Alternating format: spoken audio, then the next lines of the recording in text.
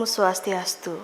Salam Nusantara. Pemirsa, selamat datang di Beranda Nusantara hari ini bersama saya Anissa Barati.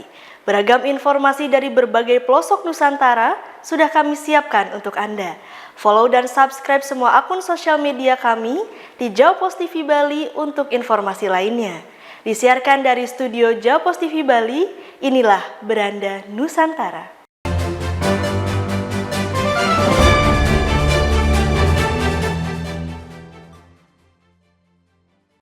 Gubernur Bali Iwayan Koster meminta masyarakat Bali melaporkan wisatawan yang melanggar aturan pemerintah maupun adat ke pihak yang berwenang sebelum disiarkan di media sosial. Hal ini diungkapkan Koster saat konferensi pers di Gedung Jaya Sabah, Denpasar.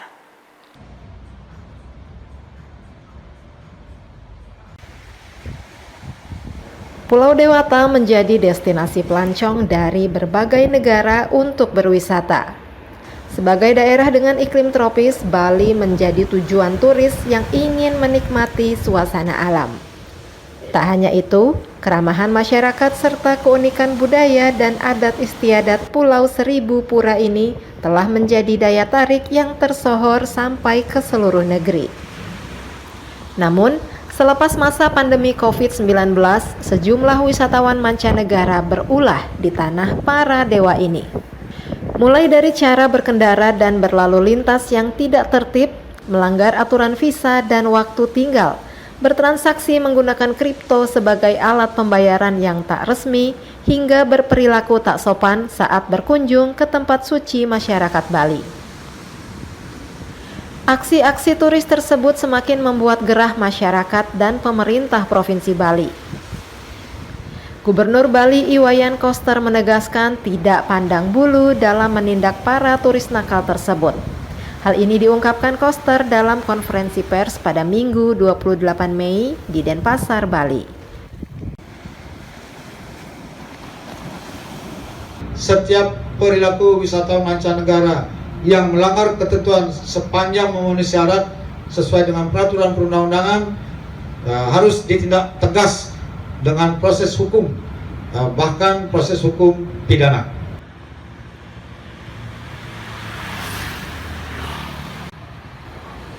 Dalam kegiatan yang sama, Kepala Kantor Perwakilan Bank Indonesia Provinsi Bali juga menegaskan bahwa pemerintah akan menindak turis yang melakukan transaksi pembayaran menggunakan kripto baik di hotel, restoran, maupun destinasi lainnya.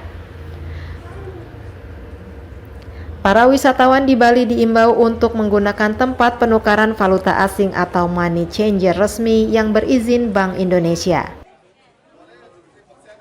Itu dan kita sediakan ada 138 kupa atau money changer di seluruh Bali. Ada 500-an cabang di Bali yang punya izin dari Bank Indonesia. Jadi kita juga ingin agar mereka juga bisa menukarkan uang rupiah dengan aman dengan menggunakan kupa-kupa yang berizin. Dan uang rupiah kita terus siapkan di situ. Melengkapi imbauan tersebut juga diingatkan sanksi pidana bagi penggunaan kripto atau mata uang selain rupiah dan alat pembayaran lain dalam transaksi pembayaran, yaitu kurungan 1 tahun penjara atau denda paling banyak 200 juta rupiah. Adanya ketentuan ini diyakini tidak akan membawa pengaruh pada jumlah kunjungan wisatawan asing yang terus bertambah seiring menipisnya kasus COVID-19. Dari Denpasar, Bali, Rita Laura, Kantor Berita Antara mewartakan.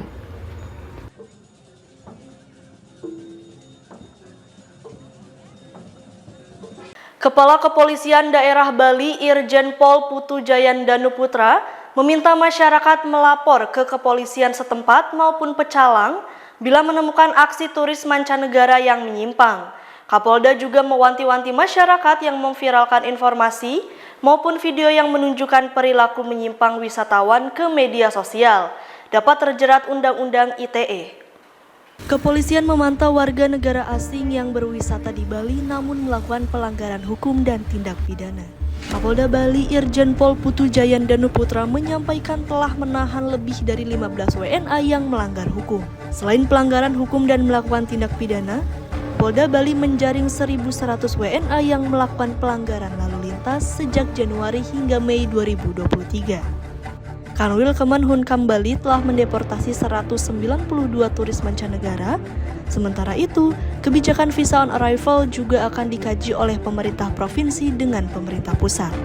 Kapolda Bali menghimbau masyarakat untuk melaporkan perilaku turis yang menyimpang ke pihak yang berwajib. Ia menambahkan, memviralkan foto melalui media sosial berpotensi melanggar Undang-Undang ITE dan bisa diproses oleh polisi. Peran serta masyarakat dan juga perilaku memviralkan itu juga karena ada Undang-Undang ITE ya, itu juga akan kita proses. Jadi tidak sembarangan juga. Jadi peran serta masyarakat untuk melaporkan atau bertindak untuk mencegah terjadinya perbuatan-perbuatan menyimpang yang dilakukan oleh para wisatawan ini, bukan untuk diliput kemudian diviralkan. Nah ini akan kita proses nantinya kalau seperti itu, kalau memang memenuhi unsur pelanggaran dari undang-undang. Wali Kota Solo Gibran Rakabuming Raka bagi-bagi sepatu lokal di Solo Car Free Day pada Minggu. Masyarakat pun antusias untuk mendapatkan sepatu dari Gibran sehingga memadati lokasi pembagian. Berapa? 38. Untuk meningkatkan gairah produksi sepatu di tanah air, Wali Kota Solo Gibran Rakabuming Raka bersama salah satu jenama sepatu lokal asal Klaten, Jawa Tengah membagi-bagikan sepatu gratis di kawasan Solo Car Free Day pada hari Minggu 28 Mei. Ratusan warga tumpah ruah membanjiri lokasi pembagian sepatu ini karena untuk mendapatkannya hanya dengan syarat yang mudah, yaitu menunjukkan bukti check out atau bukti belanja apa saja yang dilakukan di berbagai marketplace atau loka pasar. Tentu saja ini menjadi dorongan bagi masyarakat untuk meningkatkan pembelian ataupun pembelanjaan melalui kegiatan daring. Setidaknya ada 200 pasang sepatu yang dibagikan Gibran gratis kepada warga. Terdiri dari 2 produk, yaitu jenis reguler dan jenis kolaborasi dengan Gibran. Mic-nya jangan lupa mic katut nanti memperkuat saja bahwa di Solo ada brand lokal yang bagus. Saya minta semua yang mundur ya. Saya mundur. Semua yang mundur. Tolong ditahan di situ, semua yang mundur. Jenama sepatu lokal Aero Street sudah berdiri sejak 2014 lalu. Ratusan ribu pasang sepatu berbagai jenis terjual setiap bulan melalui berbagai layanan media sosial serta penjualan di gerai-gerai sepatu. Jenama ini berkolaborasi dengan Gibran dengan mengangkat tema batik sejak tahun 2022 yang lalu. Kolaborasi ini diakui sukses karena terjadi peningkatan penjualan khususnya di kawasan Solo Raya. Tim Kantor Berita Antara mewartakan. Pemerintah tengah merancang upaya untuk mengintegrasikan moda transportasi umum di wilayah ibu kota menuju bandara. Menteri Perhubungan Budi Karya Sumadi menyebut, hal tersebut tidak hanya memberi kemudahan akses bagi masyarakat, tetapi juga mampu menekan biaya perjalanan.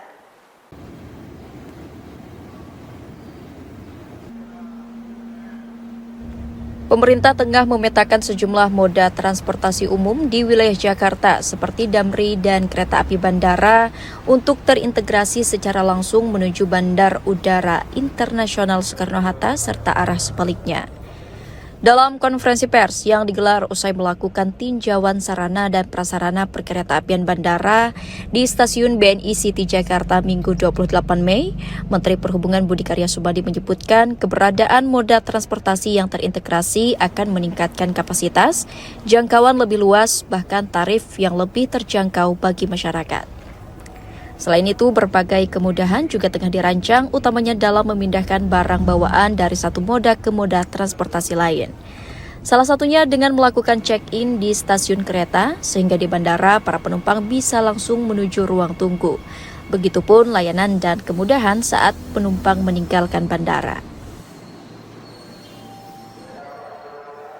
Dan sebaliknya juga pada saat dari bandara balik ke Jakarta, mereka tidak perlu membawa barangnya, dia ke satu counter, barangnya akan dikumpulkan ke dalam suatu tempat yang tidak diangkut sendiri. Nah, kemudahan-kemudahan ini kita akan lakukan, tapi tidak terbatas di situ, kita juga berdiskusi tentang bagaimana angkutan-angkutan yang ada di Jakarta ini lebih efisien. Lebih lanjut, Budi menjelaskan Kementerian Perhubungan telah menerima masukan dari sejumlah pihak terkait integrasi moda transportasi umum menuju bandara dan sebaliknya, di mana Transjakarta nantinya akan diuji coba masuk ke wilayah bandara pada jam tertentu. Tujuannya untuk memberikan kemudahan bagi karyawan bandara maupun pelaku perjalanan. Dari Jakarta, Cahyasari, Erlangga Bregas Prakoso, Kantor Berita Antara, mewartakan.